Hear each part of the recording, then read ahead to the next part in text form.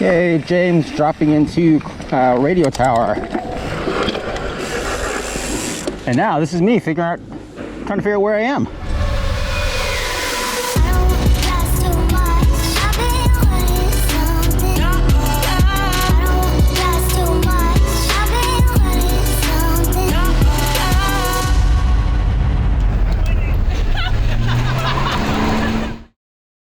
Trek says that they wanted the new Top Fuel to be more fun while retaining its lightweight and competitive nature. So it went from 100 millimeters of rear travel to 115 millimeters, and it got a 120 millimeter fork.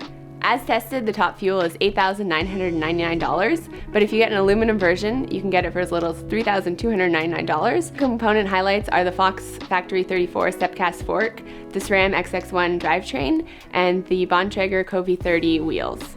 It also has a RockShox lockout, which locks out both the fork and the rear suspension at the same time. It's interesting that it's a RockShox lockout since it's a full Fox build on this bike. The size medium that we're testing here is 26.1 pounds, which is actually the lightest in the entire field test. The Top Fuel continues to use Trek's ABP suspension design, which the brand claims prevents the braking from influencing the suspension movement. A couple of key details on the frame are Trek's Control Freak internal cable routing system. It also has the knock block that the brand is well known for. It also has Trek's Minnow Link flip chip, which allows you to run the bike in a high or a low setting to change the geometry. The Top Fuel is one by only, and you cannot run a front derailleur on it. If you want to run a chain guide, it doesn't have ISCG mounts, so you'll have to run Trek's Top Guide. So it was really important for us to have the same tires on every bike in the downcountry category. Up front, we're using a Maxxis Minion DHF in a 2.5 inch size at 19 PSI. Out back, we're running the Maxxis Minion DHR2 in a 2.4 inch size at 21 PSI.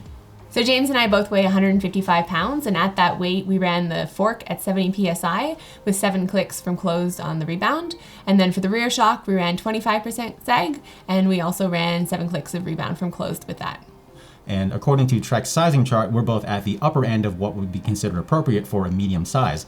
Now, we thought about going with the medium large, but the issue there is we wanted to be able to run the longer travel dropper post, and on the medium large, the seat tube would have been a little bit too long. Bike felt a little bit kind of more upright than I really wanted it to be, so for me, it ended up being a little bit harder to keep the front wheel on the ground than I would have liked. That being said, it was really easy to maneuver around tight corners when you were climbing. So that nimbleness of the bike going uphill is great, but unfortunately it's also hampered by Trek's knock block headset, which is great for keeping the top of the crown from slamming into the down tube, but it does hinder your ability to really navigate super tight corners. I hit that knock block stop at least twice during testing. As for the suspension, I thought that it was super efficient. It also had great traction. I was able to take this bike up some pretty tricky climbs, although it was not the most comfortable bike. Yeah, the digressive compression tune that Trek spec'd on the rear shock helps a lot with the pedaling efficiency, but in doing that, it takes away a lot from the small bump compliance, which does make the bike feel kind of harsh. So while the back end wasn't really all that eager to move initially, it did climb really, really well. So the geometry on this bike really suggested that this bike should descend really well, but out on the trail, it felt a little bit more nervous and twitchy than we expected. So it requires a lot of attention on every section. It really feels like you're riding each section of the trail piece by piece, and the whole descent doesn't kind of flow together. Part of that might be due to the fact that it lacks a little bit of small bump compliance, but it's really, really good in the mid-stroke. There's a lot of support there, and it definitely handles big bumps like a champ. I had my second fastest time on the Top Fuel, both on the climb and on the overall lap. For the overall lap, I actually had a 3-way tie between the Juliana Joplin, the Top Fuel, and the Pivot for the second fastest overall lap time. It was a similar story for me. I had my second fastest time overall, but I made up most of my time on the climb, and I was definitely slower on the descent.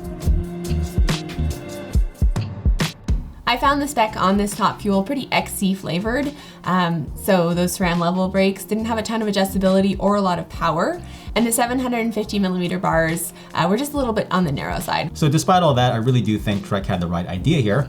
They do spec a 150 millimeter Bontrager dropper post, which worked great, and the Covey Pro 30 carbon wheels have a pretty generous 29 mil internal width, which works pretty well with the wider tires that we were running.